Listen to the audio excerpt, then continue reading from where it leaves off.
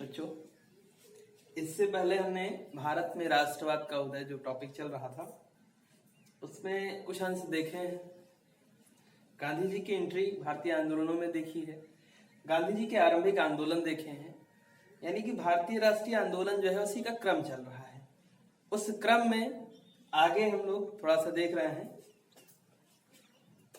गांधी जी ने यानी 18 तक 1918 ईस्वी तक हमने गांधी जी के आंदोलनों को पढ़ा। उसके बाद का जो घटनाक्रम है भारतीय इतिहास का, भारतीय राष्ट्रीय आंदोलन की व्यवस्था का, उसको हम लोग यहां से आगे पढ़ेंगे। ठीक है, तो इसमें होता क्या है कि 19 मार्च, याद रखिएगा, 19 मार्च 1919 को यानी 1990 ईस्वी, इस समय अंग्रेज सरकार के द्वारा एक एक्ट लाया जाता है। एक्ट लाया जाता है। इस एक्ट का नाम था रॉलेट एक्ट। रॉलेट एक्ट, ठीक, रॉलेट एक्ट। यहां तक हमने देखा कि गांधी जी ने क्रांतिकारी आंदोलन आरंभ किए, उन आंदोलनों के माध्यम से अपनी मांगे मनवाई, जो अत्यंत आवश्यक कार्य थे संपन्न किए, अधिकारों को दिलवाया, जिनका शोषण हो रहा था उनको शोषण से मुक्त कराया। मतलब काफी हद तक गांधी जी ने अपना काम शुरू कर दिया यहाँ पर। अब जब गांधी जी अगले चरण में बढ़ते हैं तो उन पर नजर है अंग्रेजों की। अंग्रेज, अच्छा, यहां पर अंग्रेज कैसे डबल डायरेक्शन का वर्क करते हैं, काम करते हैं, ये भी देख लीजिए। जब 1915 ईस्वी में गांधी जी भारत आए थे तो उनको आते ही अंग्रेजों ने एक उपाधि दे दी थी। उपाधि दे दी थी ताकि गांधी जी जो बवाल वहां करके आए हैं हो सकता है वो यहाँ ना करें, थोड़ा सा शांत रहे। उसका नाम था कैसरे हिंद। कैसर ए हिंद, ठीक, तो याद रखना, कैसरे हिंद उपाधि किसकी थी? गांधी जी की थी। कब मिली थी? 1915 में मिली थी। किसने दी थी? अंग्रेजों ने दी थी। ठीक, इसको आगे चल के हम देखेंगे। इस उपाधि का त्याग कर देते हैं गांधी जी, ये सारी चीजें हम लोग आगे देखेंगे, लेकिन पहले हम यहाँ पर देखते हैं रॉलेट एक्ट। रॉलेट एक्ट लाया गया जब देखा गया कि गतिविधियां तेजी से बढ़ रही हैं अंग्रेजों के खिलाफ, तो अधिनियम लाया गया जिसमें लोगों के ऊपर एक नियंत्रण लगाने का काम किया गया। मतलब होता क्या था कि इसके अंतर्गत किसी भी व्यक्ति को गिरफ्तार करके जेल में डाल दिया जाएगा। वह व्यक्ति अपनी जमानत या अपना पक्ष रखने के लिए किसी तरह से एबल नहीं होगा, मतलब योग्य नहीं होगा। उसके कहने का मतलब यह है कि इस कानून के अंतर्गत अगर किसी को जेल में डाला गया तो यानी उसको अब किसी कोर्ट के सामने पेश होने की अनुमति नहीं है, उसके सारे मौलिक अधिकार वहीं पर समाप्त हो जाएंगे। इसी कानून को बिना अपील, बिना वकील व बिना दलील का कानून कहा गया है। ठीक, इसको काला कानून भी कहा गया है,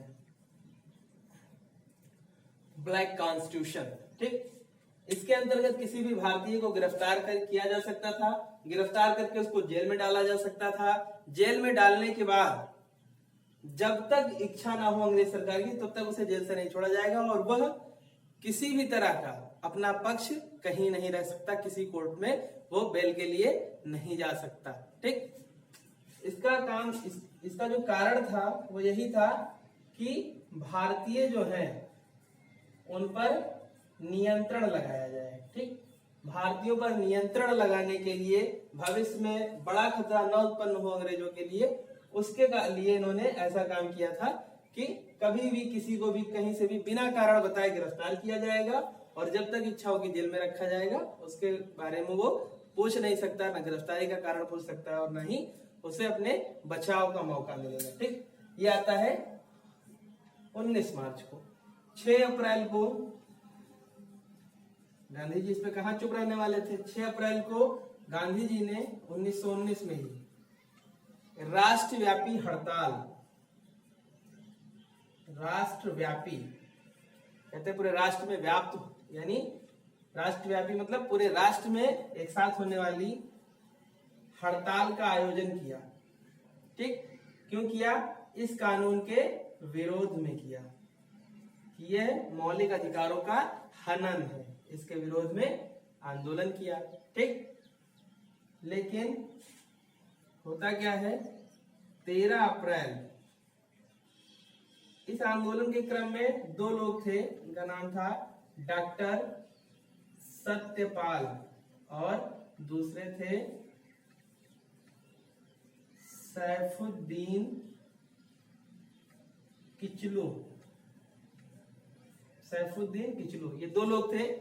इन दोनों को गिरफ्तार कर लिया गया। क्यों किया गया? इस आंदोलन में भाग लेने के कारण यहां पर इनको गिरफ्तार किया गया। ये गिरफ्तारी हुई अमृतसर में, अमृतसर जो कि पंजाब में, वहां पर गिरफ्तारी हुई। इस गिरफ्तारी के विरोध में ये 13 अप्रैल 1919 को एक सभा की गई। सभा का स्थान था जलियांवाला बाग। आप लोगों ने नाम पहले से सुना होगा, जलियांवाला बाग। यहीं पर वो कहते हैं जनरल डायर, तो वो नाम गलत कहते हैं, जनरल डायर नहीं था, सर माइकल ओ डायर। ठीक, इनको उधम सिंह ने मारा था इंग्लैंड में जाकर। इसने उस क्षेत्र को जहां पर सभा हो रही थी, मेला लगा था, उसको घेर लिया और घेरने के बाद गोली चलाने के आदेश दे दिए। ठीक, यह जो बाग था वो चारों तरफ से घिरा हुआ था। एक ही मार्ग था बाहर निकलने का, बीच में एक कुआं था। ठीक, घेरने के बाद चारों तरफ से गोली चलाई गई, जिससे बचने के लिए काफी संख्या में लोग इस कुएं में कूद गए जान बचाने के लिए, लेकिन मारे गए।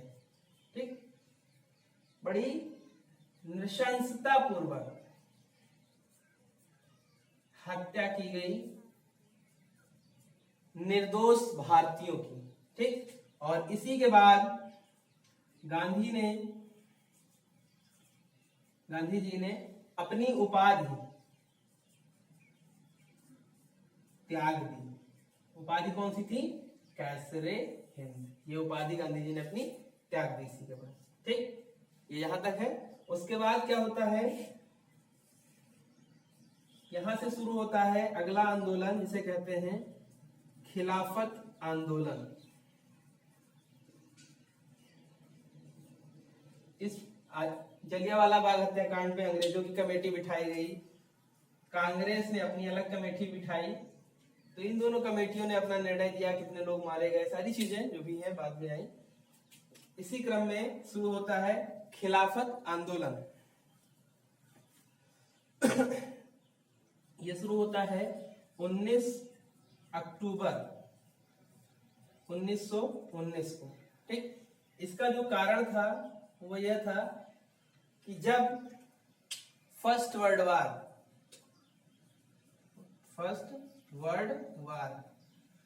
फर्स्ट ये आई नहीं है, ये फर्स्ट है, WW का मतलब वर्ल्ड वार हुआ, तो भारत में जो मुस्लिम थे उनसे अंग्रेजों ने कहा, भारत मुस्लिम से अंग्रेजों ने कहा कि यदि आप हमारी तरफ से युद्ध लड़ें, ब्रिटेन की तरफ से युद्ध लड़ें, तो आने वाले समय में जो आपके खलीफा का निवास स्थान है टर्की, उसको हम कोई नुकसान नहीं पहुंचाएंगे, नुकसान नहीं पहुंचाएंगे।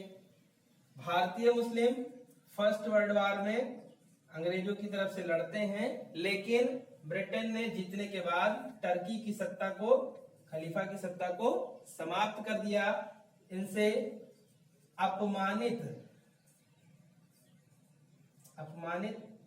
करने वाली संधि की, मतलब कहने का यह है कि इनके साथ अन्याय किया, जिससे भारतीय मुस्लिम समुदाय अंग्रेजों से नाराज हो गया। नाराज किस लिए हुआ? क्योंकि इनके जो खलीफा थे उनकी सत्ता को नुकसान पहुंचाया गया था, और इसके बाद में इन्होंने नाराज होकर आंदोलन चलाया, खिलाफत आंदोलन। ठीक, क्यों? क्योंकि खलीफा को वापस अधिकार दिलाने थे। ठीक, इसमें गांधी ने सहयोग किया। इस खिलाफत आंदोलन में गांधी सहयोग करते हैं, और उसके बाद 1 अगस्त 1920 को 1 अगस्त 1920 को खिलाफत आंदोलन, जलियांवाला बाग हत्याकांड, ये जलियांवाला बाग हत्याकांड और रॉलेट एक्ट, इन तीनों को ध्यान में रखते हुए 1 अगस्त 1920 को गांधी जी ने एक नया आंदोलन चलाया जिसका नाम था असहयोग आंदोलन। असहयोग आंदोलन। ठीक, खिलाफत आंदोलन यहां तक चला, उसके बाद में ये असहयोग आंदोलन में परिवर्तित हो गया। जलियांवाला बाग हत्याकांड से रुष्ट थे, उसकी परिणति इस आंदोलन के तौर पर हुई। रॉलेट एक्ट जो था उसकी परिणति भी असहयोग आंदोलन के तौर पर हुई। असहयोग आंदोलन में गांधी जी ने कहा, एक मंत्र दिया कि आप जिस भी किसी स्तर पर अंग्रेजों की मदद करते हैं, उनके खाना बनाने से, उनके कपड़े धुलने से, उनके ऑफिस में काम करके, किसी भी तरह से उनका घोड़ा खिलाते हैं, उनकी गाड़ी चलाते हैं, उनके बच्चों को स्कूल ले जाते हैं, मतलब कुछ भी अगर अंग्रेजों की आप मदद करते हैं, सहयोग करते हैं, तो वो करना बंद कर दीजिए। ठीक, असहयोग का मतलब सहयोग ना करना। तो यही कहा इन्होंने कि आप उनका सहयोग करना पूर्ण तरह से बंद कर दीजिए। लेकिन होता क्या है, ये आंदोलन कुछ दिन चला और 5 फरवरी को चौरी चौरा, ये वर्तमान में गोरखपुर उत्तर प्रदेश में पड़ता है, यहां पर एक हत्याकांड होता है। चौरा चौरी में हत्याकांड होता है, जिसमें उग्र भारतीयों द्वारा चौकी, पुलिस चौकी को जला दिया जाता है, जिसमें 21 पुलिस वाले मारे जाते हैं। ठीक, इससे गांधी जी नाराज हुए और 12 फरवरी 1922 ईस्वी को इन्होंने अपना असहयोग आंदोलन वापस ले लिया। ठीक, तो यहां तक क्लियर हुआ। रॉलेट एक्ट क्या था, कब आया था? 19 मार्च 1919 को रॉलेट एक्ट आया, जिसमें बिना अपील, बिना वकील और बिना दलील का कानून था, काला कानून था। ठीक, फिर उसके बाद जलियांवाला बाग हत्याकांड कब हुआ? 13 अप्रैल 1919 को हुआ। ठीक, किसके इशारों पर हुआ? सर माइकल ओ डायर के इशारों पर हुआ। फिर खिलाफत आंदोलन क्यों चला? क्योंकि तुर्की के साथ अन्याय किया था ब्रिटेन ने, इस कारण से भारतीय मुसलमान नाराज हुए ब्रिटेन से और उसके खिलाफ आंदोलन हुआ। ठीक, फिर उसके बाद क्या होता है, गांधी जी ने इन तीनों व्यवस्थाओं को एक साथ लाकर एक आंदोलन चलाया, असहयोग आंदोलन, यानी कि हम आपका सहयोग नहीं करेंगे किसी भी स्तर पर। ठीक, इस तरह से यह आंदोलन असहयोग आंदोलन के रूप में आया और 5 फरवरी की चौरा चौरी की घटना के बाद यह 12 फरवरी को गांधी जी द्वारा वापस ले लिया गया। ठीक, इसके आगे हम लोग फिर देखेंगे।